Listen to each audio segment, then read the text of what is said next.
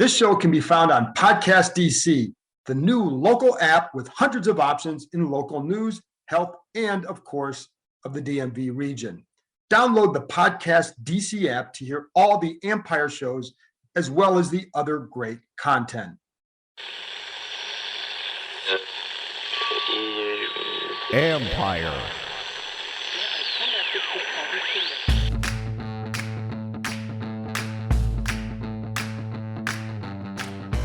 Hello and welcome to a special edition of the podcast. Today, I talked to former Washington defensive end / linebacker Ryan Kerrigan. And how odd does that sound to call him a former Washington player? He's the franchise's all-time sack leader. He, of course, signed with the Philadelphia Eagles on Monday. We discussed his decision to sign there. He knows how fans will react to it. Give it a listen. And what Washington told him at the start of free agency. We have a news story up on this on ESPN.com, and I'll have another story about what he meant to Washington for so many years during times where it could get pretty chaotic. Also, don't forget about monkeyknifefight.com, where you could get a free $5 fantasy game upon signing up, and they'll match your initial deposit up to $100. Just use promo code JKR and you're good to go. But you tuned in to hear my conversation with Ryan Kerrigan, so let's get to it.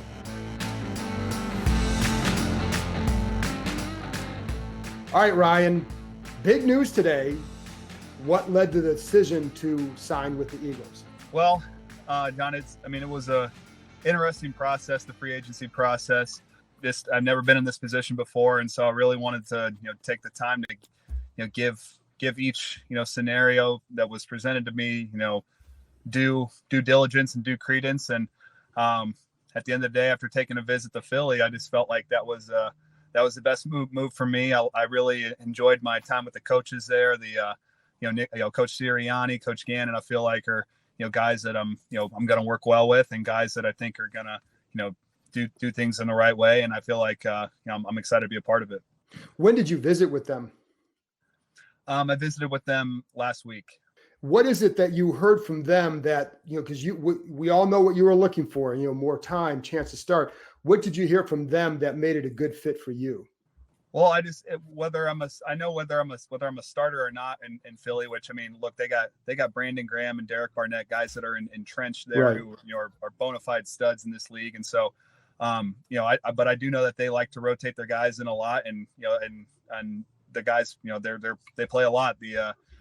They usually dress 8 or 9 defensive linemen, and those guys play a lot. So, whether I'm a starter or a reserve, I don't think I'm still gonna. I imagine I'm still gonna get a lot of playing time, and so that was a big thing for me. Obviously, you spent a decade in Washington, and we'll get to that whole time in a minute. There are a lot of fans who are like, Ryan, the Eagles, how could you? Yeah, I get it. I get it from the fan standpoint, because that the passion that the fans have for football, it works both ways. When and that's what makes football and sports in general so great, is that the fans care so much. And when things are going well and you're making plays for that team, the fans' passion really rubs off in a good way. And conversely, if you join a team that they don't like, a team in the division, that passion is gonna kind of rub off on a bad way. So but I think that passion is what makes sports so great, is because Sure. people care so much. And so even though I might be on the not so good end of that passion right now with fans in Washington, that doesn't change how I feel about them, because they've been so good to me over the years. For a decade, I got to play in front of them and be on the good end of their passion. So I'll always have love for Washington, the fans, and everyone. But I understand it, because like I said, that's what makes sports great, is that the fans and people care so much. Is it weird for you to think about it? Yeah, a little bit. You kind of, I think, as when you get drafted to a place, you always envision playing your whole career and in a place, but that's not always reality. And that's kind of what it is for this situation. But I'm excited for it.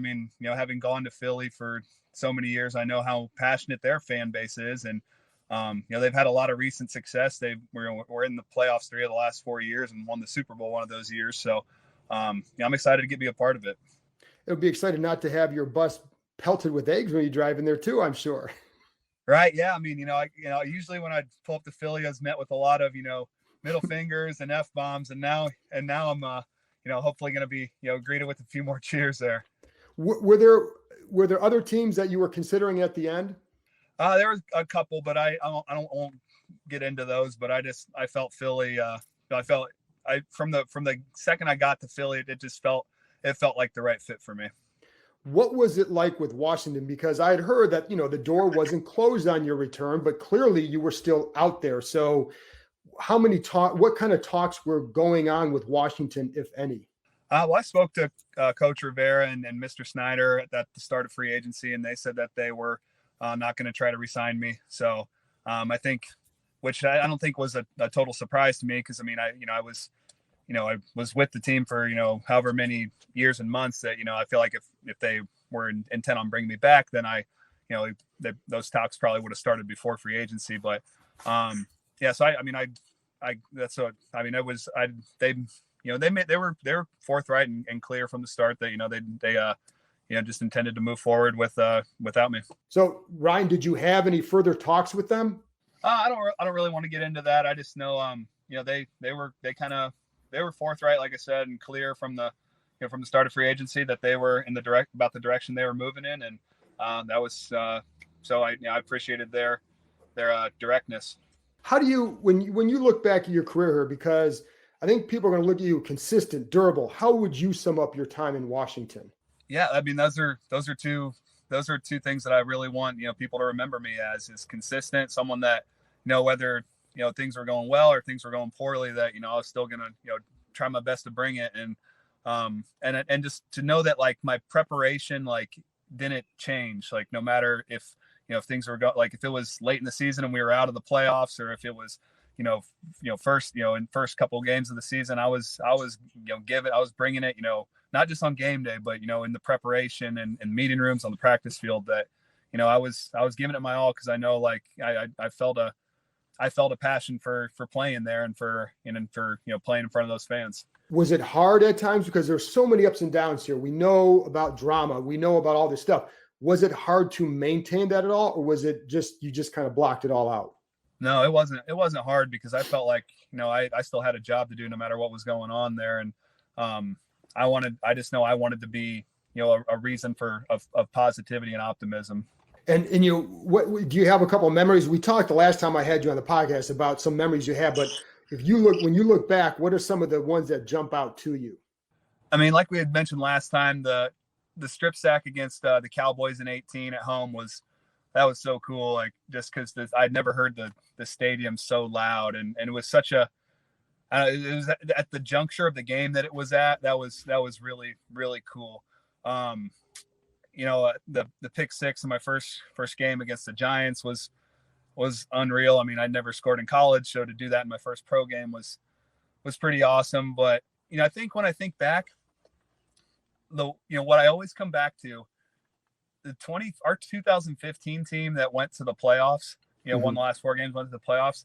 That was some of the most fun I've ever had playing football. Like, the guys on that team, Kedrick Golston, Jason Hatcher, Sean Laval, Hayward, Will Compton, Trent Murphy, those were Kirk. They were just fun dudes to be around. And that was, I think back to, and so that wasn't one specific moment, but just a collection of them that, I really look back fondly at, because those were some of the dudes that when I think back on my career, that I'm like, man, I'm so glad I got to play pro football, because I got to, be around those dudes. And when was there a point for you? Because again, at one point you're looking at being here for life, in terms of your football career, and then you're not. What point did you really accept, I'm done here? I guess probably when I talked to Coach and Mr. Snyder after at the start of free agency, because though I had the idea that I probably wasn't coming back, because like I said, as someone that was a part of the team, we could have talked about a deal even before free agency, but that those talks never happened. So I kind of had the idea that okay, maybe they're moving in a different direction. But yeah, I guess once I talked to Coach Rivera and Mr. Snyder, that I realized, okay, well, yeah, I mean, now I gotta move on and make it happen somewhere else. Did you think in free agency that you may have had, I don't want to say more opportunities because I don't know all the opportunities you had, but did you think you would have signed somewhere earlier? And were you okay just waiting to see what's the best opportunity that opens up?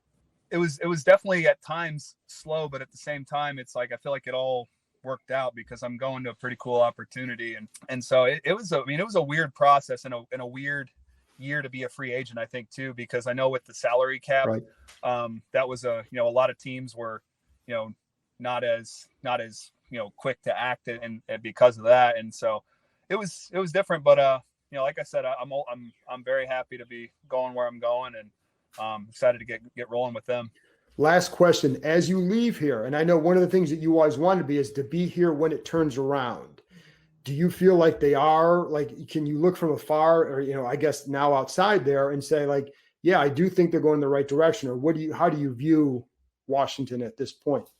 Yeah, I definitely think they're heading in a great direction. I mean, they got some really good players. I mean, obviously the defense last year was pretty damn good. And I think, some of the additions they've made on offense with Fitzpatrick, Curtis Samuel, guys like that, they, I think Washington's going to be good. And I think the fans should be happy about that because I know the fan base has, really been, wanting a winner for a while. And I think Coach Rivera has done a really great job of building things and putting them in position to be successul. It'll be weird when you come here with that green on, but it's going to be a while because you guys won't face them until late in the season.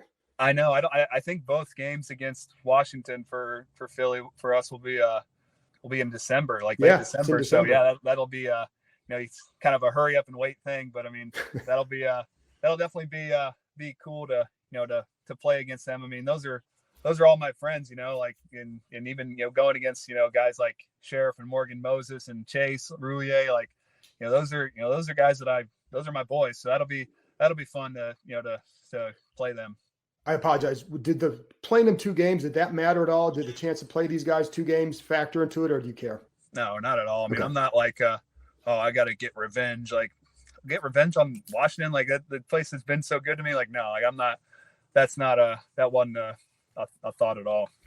Ryan, always enjoyed dealing with you. Going to be weird not to see you in the locker room and to talk to you because you're such a class guy. So thanks for over the years being a professional to deal with in all facets of the word. I appreciate that, John. Thank you. This episode is brought to you by Xfinity. Do you like free stuff? Well, listen up. Xfinity Flex is a 4K streaming box you get free with Xfinity Internet. Plus, Peacock Premium is included at no extra cost. That's a win-win. If you have Xfinity Internet, entertainment starts at free with Flex. So go on, get really into your shows. Xfinity, it's a way better way to watch.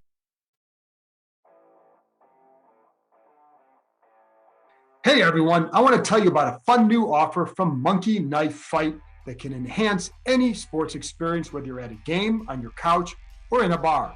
It's a daily fantasy sports league that is easy to play. You can sign up on monkeyknifefight.com using promo code JKR and play games such as More or Less. Will an NBA player score more or less than a listed point total? You can do the same in baseball. Will a pitcher have more or less strikeouts than a given amount, etc.? It's fun, and every Friday it's Home Run Derby. Bet on 3 guys who will hit home runs that night. All 3 hit one, you share in the prize pool. Every week you can participate in their Eagle Eye jackpot based on the PGA Tour. Choose from any sport, from NASCAR to UFC and League of Legends. And of course, once football rolls back around, there will be even more fun prop bets. This is daily sports betting designed for the average fan to use their knowledge and have some fun. Sign up now at monkeyknifefight.com and use promo code JKR. That's promo code JKR. That's it for this episode. Thanks to Ryan for joining me on a chaotic day for him. As I said on there, he was always a class act and a true pro. There have been a lot of crazy things happen with this franchise over the years, but I will say the locker room has usually been very good to deal with, as has the coaching staff and PR departments. It's why I've been able to survive as long as I have on this beat as a reporter. Anyway, that's it, and I'll be back with another episode in a couple days. Talk to you next time.